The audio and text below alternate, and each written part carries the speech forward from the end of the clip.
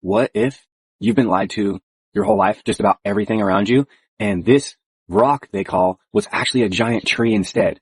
Now hang with me, because I promise you, this isn't the only example I have.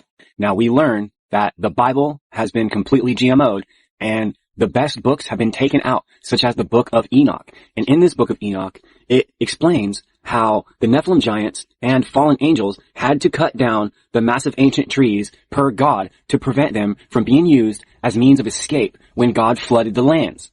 Now this is for entertainment purposes only, but how did God do this? Well, he opened the floodgates, if you've ever heard of floodgates, and if you've ever heard of the firmament, he opened the floodgates of the firmament. Now it's a conspiracy theory that our mighty God sits above the firmament, throned, watching all that happens down here, right? Well, it's in the book of Enoch in the Bible that there were giant trees that reached to the heavens and through the clouds that gave eternal life to all beings on earth. And you're programmed for this to hurt your feelings and for this to be complete BS. And I'm here to tell you right now, fact could be stranger than fiction. And just ask if this is possible, or were you there and you knew it didn't happen, right? Because all over, you can read that the Lord sent 200 of his angels to cut down these trees to prevent these evil giants and the people that were not supposed to make it through this flood from climbing these trees. Now there are many, many examples of not only having these giant looking trees that are claimed as mountains. What if they were petrified, and what if they were cut down before the great flood? Because once you see it, you can't unsee it.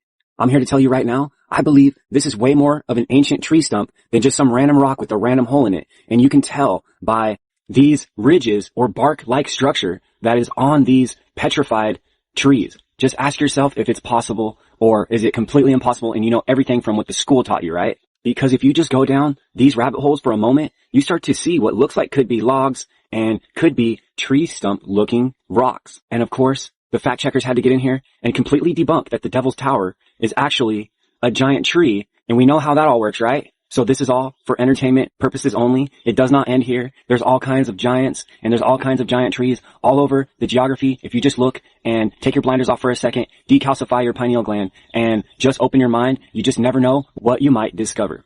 And people who drink tap water will say, well, how did they cut them down? Where's the giant chainsaws? If you just look for just a moment, you'd be surprised the answers that you can find, because this is a real rock formation in New Mexico that looks an awful lot like an axe that was set down on this possible stump, maybe right after cutting down these giant mythical trees. So this is all for entertainment purposes only. And if you like it, then like it. And if you don't, then swipe it. But I'm here to tell you, the world carries way more mysteries than you may think. And if you trust a Rockefeller indoctrination system over your own research, then go with that. And for the rest of y'all, good luck. And for the real ones, much love.